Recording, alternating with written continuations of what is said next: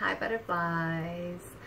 Today I wanted to pop on here really quick. Hopefully my last couple videos have been a little bit longer, but I wanted today to talk about how important it is to stay in the present moment and what that means to me.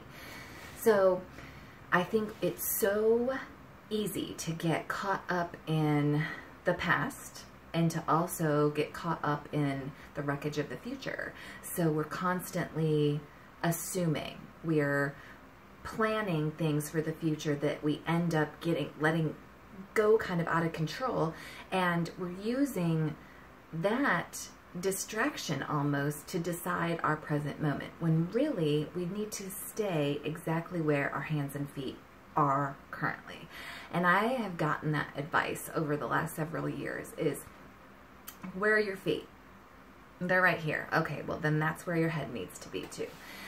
Because we can live in the past, and that is so detrimental to our psyche, our confidence, our energy, all of it. It is so detrimental to have had things happen and then stay there, live there, remember them, dwell, regret.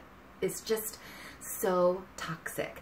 The best thing we can do with the past is leave it there. And it's easier said than done, I realize this, but it's worth practicing because there is absolutely nothing that can be done about it now, right? It's in the past, it's gone, it's over, it's done.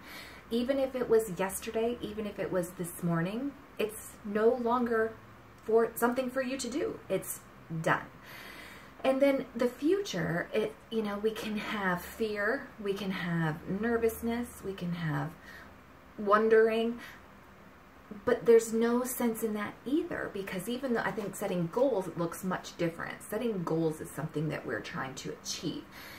Planning our future in the way of fear is pointless as well, because we don't know how something is going to turn out. And if it's anything like my way of thinking into the future, it never goes that way. Not ever. I mean, I could be planning a video and it never goes like I think it's going to go in my mind, or speaking in front of an audience.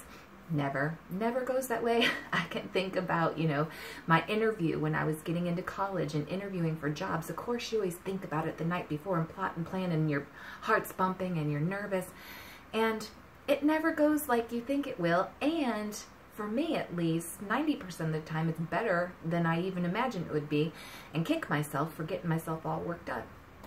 So I think that has a lot to do with people's anxiety, is the fear of the unknown. So what I tell people all the time is, if you can do your very best to think positively about what you're fearing, channel the universe for a positive outcome, think about what is to come in a positive manner, but then otherwise stay put. Because if there's absolutely nothing that you can do about that time coming, then there is no sense worrying about it. Think about all the energy that we waste worrying about things. I know that I do. I try not to so much now, and really, now that I'm thinking about it, I don't as much as I used to. My anxiety level is much lower, so it takes practice, but you can get there too. And I think that we have to constantly be living in the solution. I think a lot of fear is taken away from the future if what we're doing now is progress towards that future goal. So if you're constantly living in the solution and taking steps towards your goal or your plan or what you're trying to achieve, then it's easy to stay in the moment too, because you don't feel like you're just waiting for something to happen and you're fearing it. You're actually taking steps to get there, and that makes waiting and fearing much less compounding. So my message today, stay in the moment. Stay in the moment. Easier said than done, but practice it, because everything takes practice. It's all about progress and not perfection. And if we can stay and keep our feet right where we are, keep our mind where our feet are, we can conquer what is to come. And we will.